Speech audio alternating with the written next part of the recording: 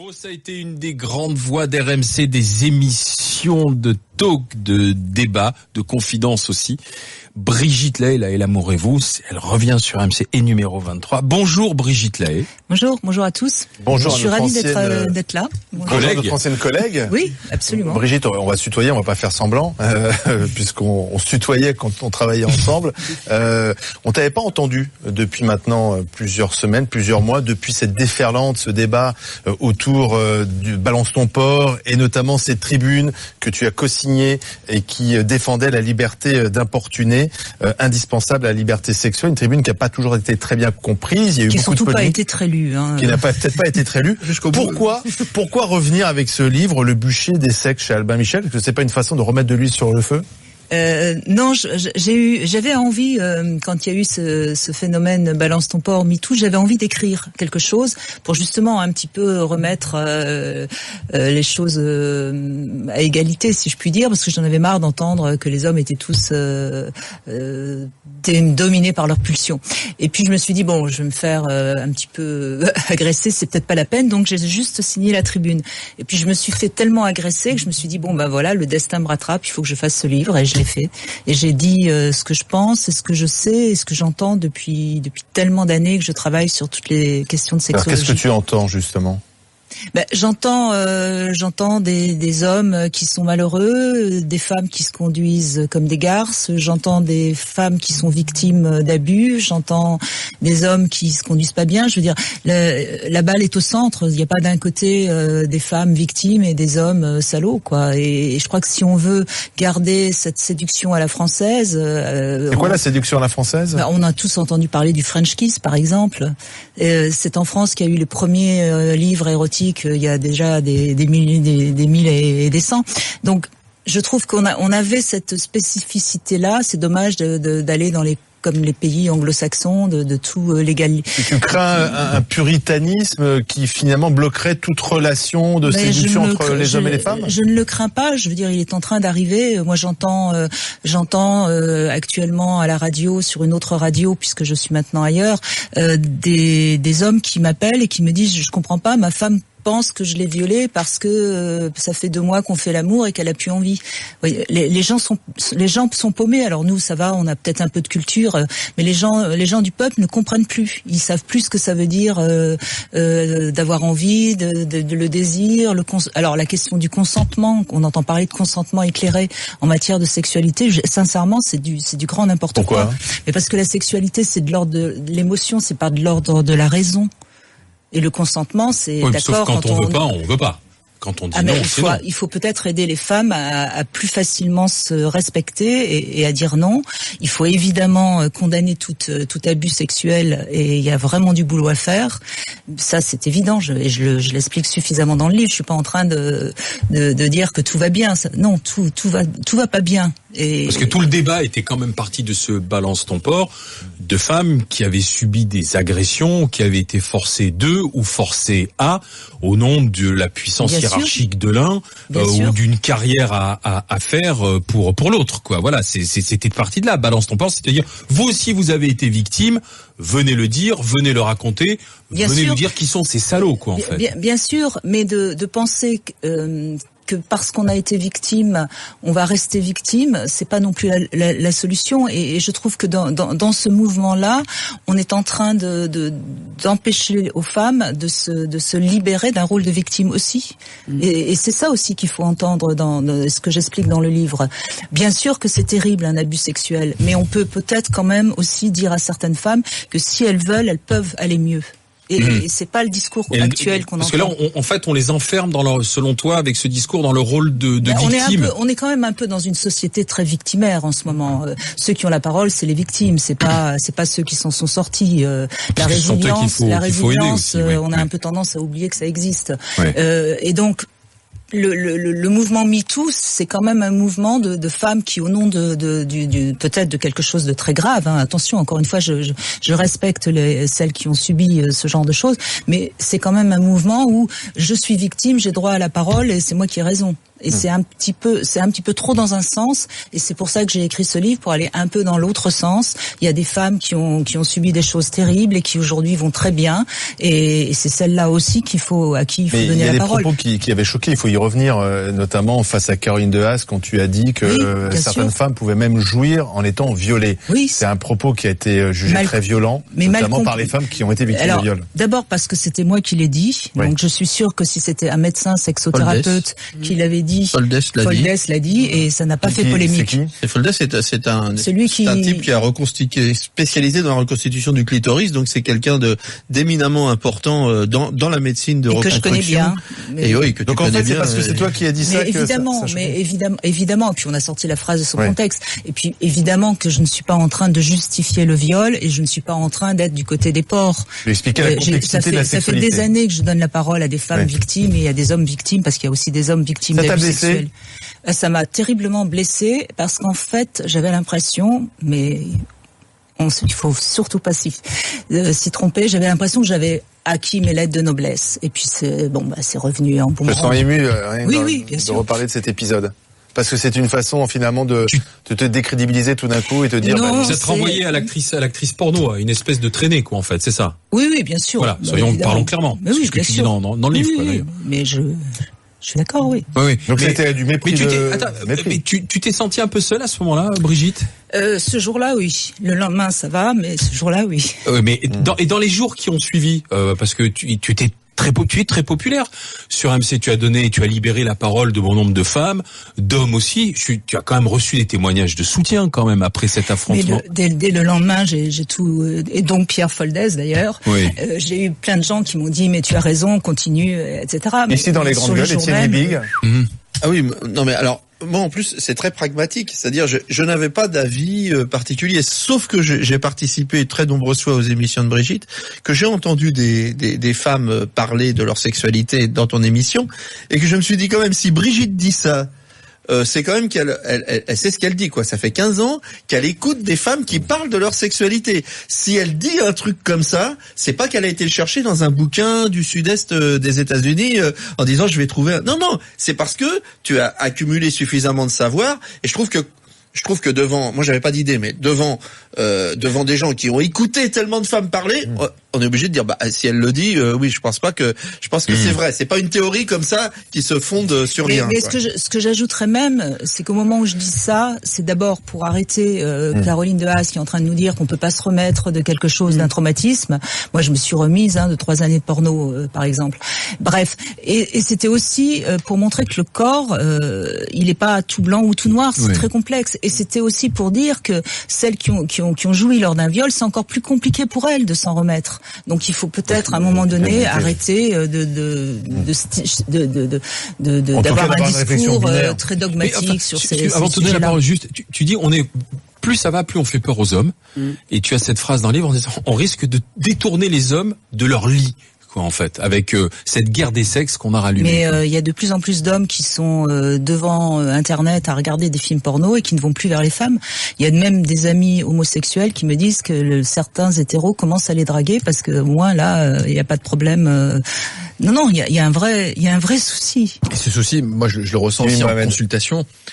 Quand j'examine quelqu'un, je vois un corps, je vois, je sais pas, un ventre, c'est un ventre. Il n'y a pas enfin voilà, c'est purement médical. Et pourtant, désormais, je commence à avoir une angoisse quand je dois faire des examens, toucher un ventre d'une femme, et je me dis, oh là là, est-ce que je lève le t-shirt pour regarder le ventre, ou est-ce que je fais par-dessus, de peur que ce soit mal interprété. Lorsqu'il y a une jeune fille, par exemple, qui a 16-17 ans, je le faisais toujours, mais je veux absolument qu'il y ait des adultes dans le coin qui vérifient que je sois bien en train de faire les gestes comme il faut, et j'ai le sentiment, même maintenant, de mon côté, de pas me brider en tant que médecin, mais faire un électrocardiogramme où je dois dire à la patiente, il faut dégrafer votre soutien-gorge. Je lui dis, non mais gardez le t-shirt si ça vous gêne. Je deviens, même moi, tétanisé de toute cette campagne. Et je pense que ce balance ton porc n'a pas fait avancer le féminisme. Je pense que balance ton porc, c'est le minimum zéro, le degré zéro du droit qui doit s'appliquer quand une femme est victime. Ça a permis quand même de libérer la parole. Mais ça, c'est pas du féminisme. C'est pas du féminisme que la parole se libère pour dénoncer un agresseur. C'est le minimum syndical. Le féminisme, c'est le minimum syndical. Oui, mais sauf qu'il ne se faisait pas. C'est l'état de droit, ça. Non, tu sais bien que pour plein de raisons, certaines femmes, et Brigitte le sait, certaines femmes, souvent parce qu'elles en ont honte, n'osaient pas parler, n'osaient pas dénoncer, n'osaient pas porter plainte, parce qu'en plus les plaintes ne sont pas toujours très bien reçues. Mais ce féminisme a été instrumentalisé, je suis désolé, par des gens qui ont fait bien moins que vous. Quand vous avez écouté de nombreuses femmes, vous avez dit plus de 40 000 témoignages, je me souviens plus du chiffre, vous avez écouté énormément de personnes, je pense que vous avez fait bien plus pour le féminisme que tous ces experts, et je pense que votre propos a été dénaturé, coupé, pris hors contexte. C'est un moment de direct, c'est pas évident. Et donc je pense que vous avez fait un procès qui n'avait pas lieu d'être. Merci. Alors moi j'ai bien aimé votre livre pour j'allais dire 2 raisons que j'ai retirées de ce livre, c'est qui sont très intéressantes. D'abord, vous remettez la question de l'éducation sentimentale dont personne ne parle, de la relation à l'autre, de l'amour à l'autre, de la liberté individuelle qu'une femme doit avoir dans sa relation aux hommes. Et en fait, on se rend compte que plus on est libre, plus on assume cette liberté, plus on considère qu'il n'y a pas de rapport hiérarchique ou de force ou de dominant ou dominé avec les hommes, et plus finalement on a un rapport aux hommes qui pose aucun problème. Moi, je fais partie de ces femmes pour qui les hommes ont jamais eu, de mots déplacés. Il y a une espèce d'égalité implicite qui est faite par mon tempérament de femme libre. Et cette liberté-là, elle pourrait presque faire un livre à elle seule pour expliquer aux femmes qu'est-ce que c'est de la liberté. La liberté, ce n'est pas seulement pouvoir aller travailler, etc. C'est bien au-delà de ça. Ça, c'est la première chose. Et ensuite, l'éducation sentimentale. L'amour, la relation à deux, ne pas être... C'est ce que prône Brigitte. Voilà. Tu voudrais des cours d'éducation sentimentale. Mais elle a complètement raison. Et moi, je rajouterais juste quelque chose. Le sentiment que l'autre ne vous appartient pas. Et ça permet de tuer la jalousie et de considérer que l'autre est libre. Et ça, c'est génial. Et ça peut faire des tonnes de bouquins. Et je pense que si on arrive à ça, c'est-à-dire, c'est des fondements de l'égalité femmes-hommes. Enfin, voilà, c'est... Oui, merci. Non, mais voilà, il faut des cours d'éducation sentimentale plus que des cours d'éducation sexuelle. En fait, et on le voit avec les réseaux sociaux actuellement, tout part toujours sur de l'affect et encore de l'affect, et en même temps les gens ne savent pas gérer leurs émotions. Un peu plus de qualité émotionnelle, et on sera moins dans cette sorte de... je vous entendais en arrivant en voiture, vous étiez en train de parler de la castration chimique, etc. Mais c'est pareil, on entend tout et n'importe quoi. Il y a plus de réflexion dans notre société. Tout ça parce que l'affect déborde partout, parce que les gens ne savent pas gérer leurs émotions, et les femmes qui sont des êtres d'émotions encore plus débordants que les hommes ne comprennent pas que parfois un homme va avoir une phrase en effet complètement idiote, déplacée, et elles se sentent blessées, mais parce qu'elles ont en elles-mêmes quelque chose qu'elles n'ont pas encore suffisamment digéré. C'est plus compliqué d'être une femme libre qu'un homme libre. Exactement. Et ça fait peur aux hommes, les femmes tout simplement libres. Parce que beaucoup de femmes restent dans la dépendance de leur mère ou se construisent en opposition à leur mère et ne savent pas profiter de ce que les hommes peuvent nous apporter pour justement nous libérer. C'est les hommes qui nous libèrent, c'est pas les femmes. Mais la tribune, on se souvient, ça s'intitule le droit d'importuner. Mais est-ce que tu ne fais pas partie? Mais je me suis fait importuner et je ne me fais plus importuner parce que aujourd'hui je suis justement une femme libre et solide, et il n'y a plus un seul homme qui ose avoir une parole déplacée dans ma vie. Mais on peut. Mais j'y ai eu droit, les mains sur le cul et tous ces trucs-là. Comment tu faisais alors à l'époque? Comment tu as fait à ce moment-là? Je me suis pas posée en victime, et puis à un moment donné j'ai dit ça suffit, et j'ai remis à leur place, les yeux dans les yeux, les hommes qui m'agressaient. Aujourd'hui, dans les nouvelles générations, c'est plus possible même d'imaginer qu'un homme mette la main aux fesses d'une femme. Mais ça arrive encore, de toute façon. Mais c'est ces hommes-là qu'il faut aussi éduquer. Et ça commence dans l'enfance. Mais évidemment. La bêtise. Ouais. Moi, je pense que l'amour, ça fait partie. Il y a de l'éducation. On a des enfants rois qui sont éduqués sans frustration. Donc le mec qui est éduqué sans frustration, il voit un beau cul, pourquoi il le toucherait pas? Et comme il vole l'iPhone qu'il y a dans le supermarché, c'est pareil. Mais balance ton porc, il y avait une notion quand même qui était plus forte que la notion sexuelle. Encore, c'était la notion j'ai du pouvoir, donc je profite. À la limite, je profite. sexuellement, oui, Weinstein, mais je profite sexuellement parce que j'ai ce pouvoir, mais à la limite, il aurait pu profiter aussi de son chauffeur, de n'importe qui, c'est-à-dire traiter quelqu'un comme vraiment un esclave parce qu'il a du pouvoir et que l'autre est obligé de lui obéir. Il y avait cette notion-là qui était importante dans Balance ton port, qu'en France, ça s'est un peu transformé, c'est-à-dire c'est passé uniquement sur la question du harcèlement sexuel. Brigitte, plus fort. Brigitte là reste avec nous. Le livre s'appelle Le bûcher des sexes aux éditions Albin Michel. A-t-on rallumé la guerre homme-femme avec le Balance ton port? Un chapitre qui est intéressant aussi sur ce qui se passe dans le couple. On se souvient qu'à une époque on avait parlé du devoir conjugal. Aujourd'hui c'est une notion qu'on peut même plus envisager, mais tu l'évoques et ce sera intéressant de voir ce que tu dis à ce propos. À tout de suite avec le grand oral, suite de Brigitte Lahaye. GG les grandes gueules en direct sur RMC avec Zora Bitan, Étienne Liebig, Jimmy Mohamed, et c'est Brigitte Lahaye qui est avec nous, le bûcher des sexes aux éditions Albin Michel. Attention à ne pas rallumer la guerre homme-femme issue du fameux Balance ton port. Il y a quelque chose que j'ai pas bien compris, ou alors je vois que tu l'expliques, tu dis finalement ce sont pas les femmes qui se libèrent elles-mêmes, ce sont les hommes qui doivent libérer les femmes. Est-ce que les femmes ont besoin des hommes pour vivre leur vie et être libérées? Mais en fait, ce que j'explique sur un plan psychologique, c'est que une fille, quand une fille vient au monde, elle est la même chose que sa maman. Et pour s'éloigner de sa maman et pour donc devenir une femme à part entière et devenir ce qu'elle a envie d'être en tant que femme, c'est souvent grâce aux hommes. Grâce à l'homme. D'ailleurs, moi, je rappelle ce que disait Hélène Vecchiali déjà en 2004. C'est bien de prendre le nom du mari et de quitter de son nom de jeune fille, par exemple. Alors, je sais que c'est des choses qui peuvent peut-être choquer des femmes qui veulent absolument garder leur nom, etc., et donner leur nom à leurs enfants. Mais je pense que c'est ça qui est important à comprendre. Par exemple, on parle de virilité quand on parle d'un homme qui s'est construit et qui est un homme dans sa chair. Il n'y a pas d'équivalent en féminin. Non. C'est quoi une femme virile? Non. Donc c'est ça aussi que j'explique. Oui, mais j'ai l'impression qu'à chaque fois c'est quand même la femme doit attendre que l'homme agisse. Quand tu dis la séduction à la française, finalement, c'est quand l'homme propose et la femme dispose. Aujourd'hui, on peut imaginer l'inverse, c'est-à-dire que parfois c'est dans l'interview du Parisien, j'ai pas mis dans mon livre. J'ai lu ça ce matin, je me dis finalement donc la femme doit attendre que l'homme se manifeste, elle peut pas elle-même faire le premier pas, ça peut pas être inversé. On peut faire ça existe d'ailleurs. On peut faire le premier pas, mais à ce moment-là, l'homme perd un petit peu de sa virilité. Moi, je conseille pas de faire le premier pas. Il y a du langage, il y a de l'infraverbal qui se passe dans la séduction où en fait le premier pas il est souvent, enfin on croit souvent. Il faut leur laisser croire, voilà. Il faut leur laisser croire. Qui fait le premier pas. C'est ça. Alors il faut laisser croire que c'est l'homme qui agit en premier. C'est presque pratiquement, tu sais que ça va marcher parce que avant il s'est passé quelque chose d'infraverbal qui fait que bon, c'est jouable. Sinon, tu le fais pas. Mais vas-y, Jimmy, pardon. Est-ce que finalement, moi, je suis un peu inquiet pour les nouvelles générations, les jeunes qui ont 18, 20 ans.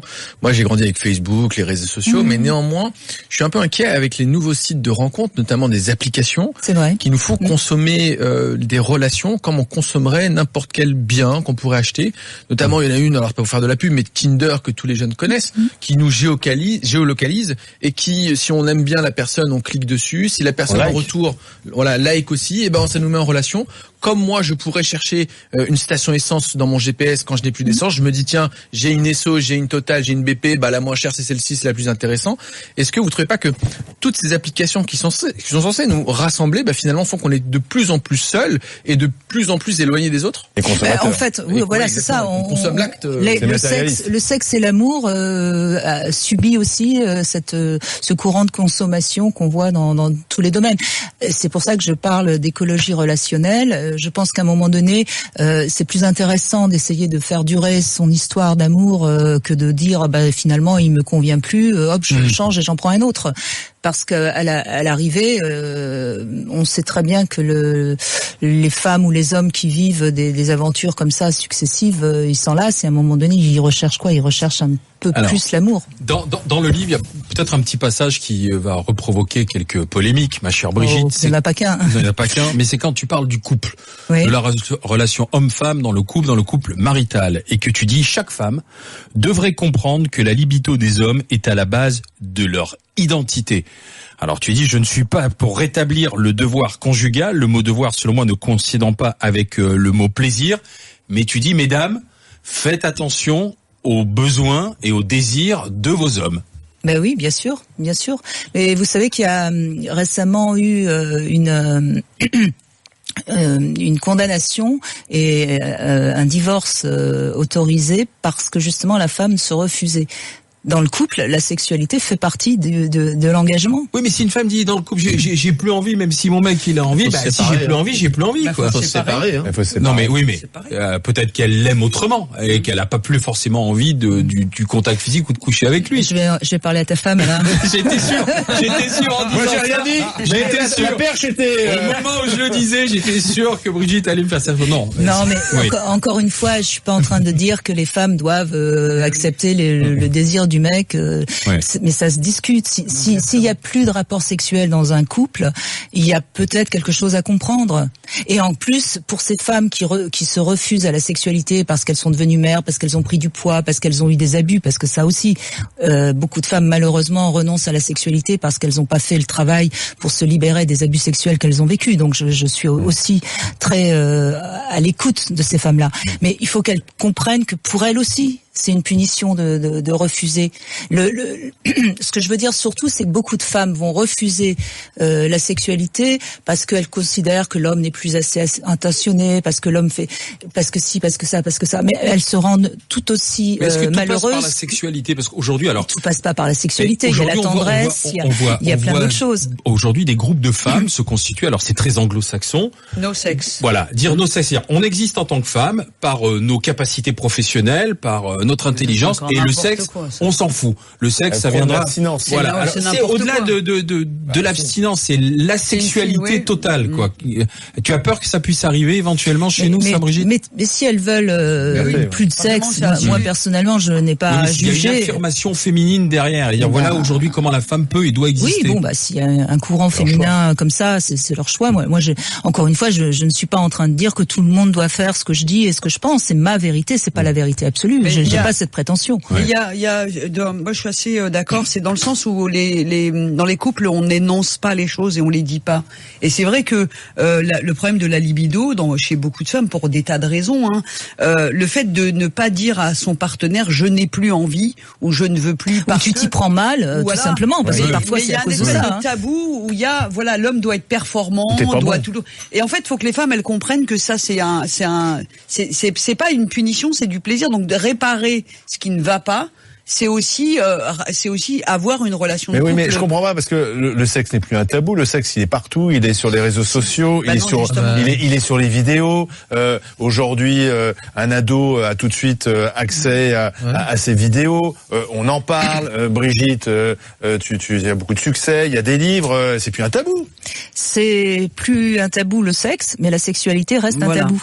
Le sexe, si c'est ce qu'on voit dans les films porno actuels, enfin c'est même plus des films d'ailleurs, c'est plutôt grave pour améliorer la sexualité. Moi je pense que la misère sexuelle aujourd'hui est largement plus grande qu'elle ne l'était il y a 30 ans. Pourquoi la misère sexuelle? Oui, pourquoi? Mais parce que les hommes sont pleins de complexes, ils pensent qu'il faut être performant à cause de tout ce qu'ils voient dans les films pornographiques, ils ont peur des femmes. Donc déjà qu'ils sont pas, l'homme a quand même a priori, contrairement à ce qu'on croit, plutôt peur quand il rencontre une femme pour laquelle il a des sentiments, donc il perd complètement ses moyens. On n'a jamais autant vendu de Viagra. Et ensuite, les femmes, elles croient qu'au début, pour garder son homme, il faut tout faire.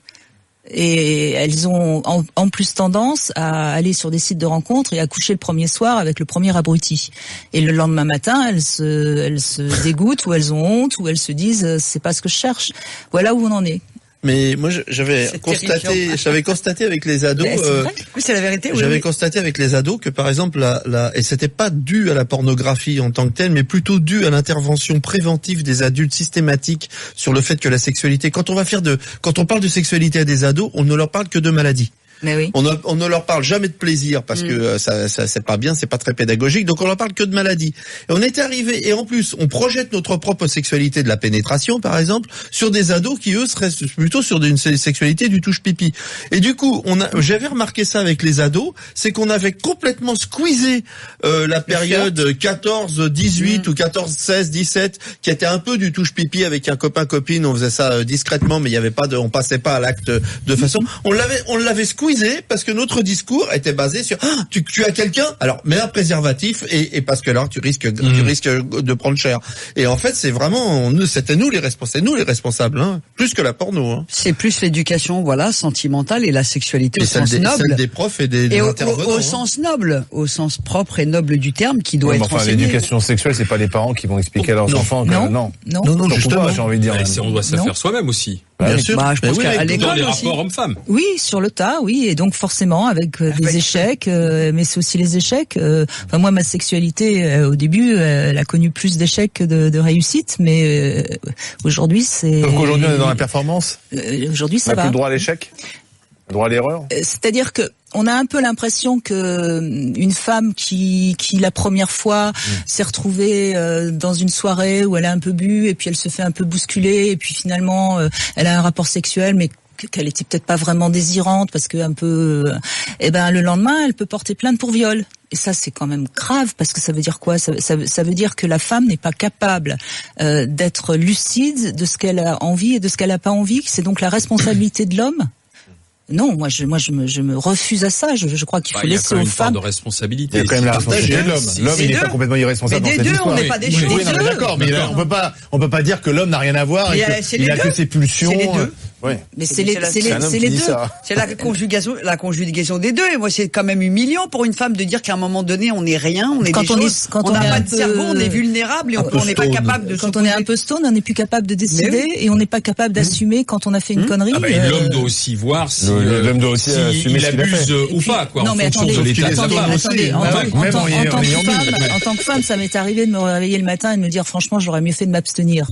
Mais vous aussi, en tant qu'homme, ça vous est arrivé le matin de vous dire celle-là, si j'avais pu l'éviter, quel ton. Seule fois. Voyons. Et alors nous, on aurait le droit de porter plainte et pas vous. Moi, Jimmy. Je suis désolée, je veux l'égalité aussi sexuellement. Alors, j'ai une question auquel vous n'aurez peut-être pas la réponse. Je constate que le temps. Non, mais c'est une vraie. Non, mais je me pose vraiment cette question. Le temps où nos grands-parents étaient mariés 40, 50 ans, j'ai l'impression que ce temps est révolu. Et je vois de plus en plus de jeunes parents qui ont des enfants en bas âge, de 1, 2, 3 ans, et qui sont déjà séparés, déjà divorcés. Et je me demande, mais qu'est-ce qui fait que dans notre société, on n'accepte plus qu'il puisse y avoir des problèmes dans un couple, qu'on puisse peut-être les résoudre ou pas, ou qu'on puisse peut-être se laisser du temps. Qu'est-ce qui fait que désormais, j'ai l'impression, peut-être que je me trompe, mais que les gens, au premier obstacle, décident de se séparer, décident de divorcer. Qu'est-ce qui a changé je pense d'abord, il faut être rassuré. C'est toujours les mœurs, un mouvement de balancier. Et dans 10 ans, 20 ans, 30 ans, on reviendra à des mariages qui vont durer longtemps, etc. Je suis à peu près persuadée de ça. Mais je crois que le vrai problème, c'est qu'on a idéalisé l'amour. Et donc, dès qu'il y a une petite frustration, une petite déception, c'est qu'on s'aime plus. Moi, le nombre de fois que j'entends quelqu'un qui me dit j'ai plus de désir pour mon mari, pour ma partenaire, donc je l'aime plus. Non, ça n'a rien à voir. On peut aimer quelqu'un et puis le désir s'émousse un peu parce que l'habitude a trop pris la place, etc. Il faut réexpliquer aux gens ce que c'est que la relation à deux. Parce que les gens acceptent pas de faire muter l'amour qu'ils ont avec la personne. Avec le temps et avec l'âge. Moi, je suis mariée depuis 35 ans et j'aime mon mari comme au premier jour. Mais parce que chaque étape est un palier de l'amour qu'on a pour l'autre. Mais c'est vrai. Mais GG, quel pipoteur. Parce que lui, il nous appelle souvent. Ouais, il vient m'envoyer un SMS en disant gardez-la. Bon, là, je vais faire au secours, moi aussi. Mais comment ils sont? Non, mais moi, je comprends parce que, en fait, les gens n'acceptent plus. Ils sont jaloux parce que leur femme, elle n'est pas encore aussi amoureuse de. Tu écris à propos des féministes et tu reviens sur l'association, le mouvement Les Chiennes de Garde. Tu dis, elles aboient, elles mordent dès que nous ne sommes pas de leur côté. Elles ne veulent pas tant l'égalité des sexes que le pouvoir absolu, ces chiennes de garde. Oui. Mais par exemple, quand je me suis battue contre la loi pour les clients, contre les clients des prostituées, une chienne de garde très connue, dont je ne citerai pas le nom, a refusé de débattre avec moi. Alors je lui dis, mais enfin pourquoi? Il me dit, parce que tu as des arguments contre lesquels je ne saurais pas quoi dire. Ah oui, c'est quand même un manque de courage. D'ailleurs, où en est-on de l'application de cette loi, puisqu'elle est passée, hein, c'était Najat Vallaud-Belkacem. Je viens de passer par le bois de Boulogne, voilà. Elles sont encore là, les Alors petites, c'était censé faire reculer la prostitution, et c'était l'exemple suédois. L'exemple suédois, d'ailleurs Ovidie a fait un documentaire passionnant sur la façon dont malheureusement il y a des effets très pervers à cette façon de lutter contre le proxénétisme et la prostitution. Donc en fait, c'est une loi qui a servi à rien. On s'est fait plaisir en voulant pénaliser les clients. Je pense que c'était le début de ces féministes femmes qui sont vraiment qui pensent vraiment que la sexualité de l'homme, il faut la changer. Mais la prostitution est vraiment nécessaire à notre société ? Malheureusement, oui, mais je suis pas en train de prôner la prostitution, mais pourquoi il faudrait plutôt reconnaître des droits aux prostituées et réguler la prostitution et lutter évidemment contre le proxénétisme, mais interdire les clients en plus c'est totalement ridicule quoi. C'est-à-dire qu'on a le droit de se prostituer, mais on n'a pas le droit d'avoir comme quand on a le droit de fumer, vous avez le droit de vendre des voitures, mais personne n'a le droit de les acheter. Enfin, deux questions pour terminer. Stupide. C'est schizophrène. Est-ce que tu serais prête de nouveau à débattre avec Caroline de Haas ? Oui, bien sûr, mais je vais vous dire franchement, je ne lui en veux absolument pas. Et deuxième question, que penses-tu de Brigitte et Emmanuel Macron, le couple ? Écoutez, je crois qu'ils ont l'air d'avoir beaucoup de tendresse. Je le vois toujours lui prendre la main et ça a l'air d'être assez naturel. Et ça, c'est quand même assez chouette, oui. Merci Brigitte Lahaye. Le bûcher des sexes aux éditions Albin Michel. À lire. Merci d'être passé par le grand oral des GG.